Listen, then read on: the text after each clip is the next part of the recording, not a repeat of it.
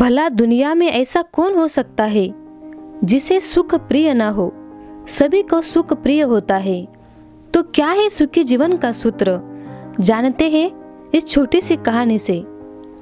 पुराने समय में एक दुखी व्यक्ति विद्वान संत के पास पहुंचा और बोला कि गुरुदेव, मुझे कोई ऐसा सूत्र बताए जो मुझे जीवन भर याद रहे और मेरी सारी परेशानियां खत्म हो सके।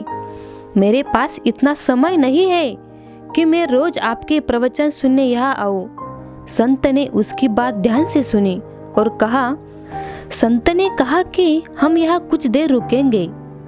और वह दोनों वहाँ रुक गए।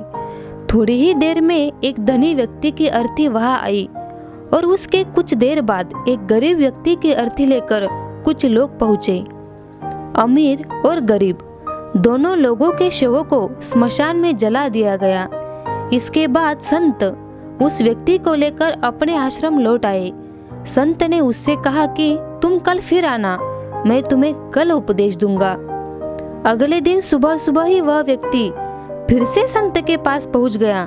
संत उसे लेकर स्मशान पहुंचे।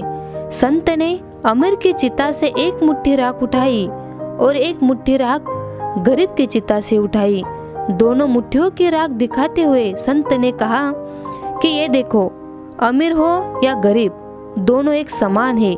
दोनों की राख में बिल्कुल भी अंतर नहीं है।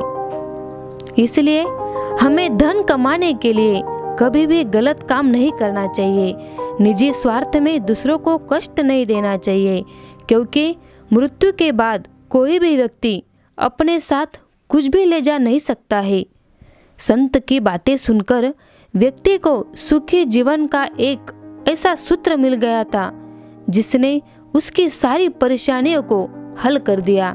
उसने संत से कहा, आपका एक ज्ञान मैं जीवन भर याद रखूंगा और कभी भी गलत काम नहीं करूंगा।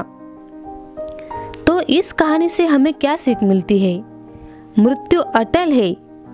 मृत्यु एक ऐसा सत्य है जो कोई नहीं बदल सकता और एक दिन सभी मृत्यु को प्राप्त होंगे। मरने के बाद कोई भी व्यक्ति अपने साथ कुछ भी नहीं ले जा सकता।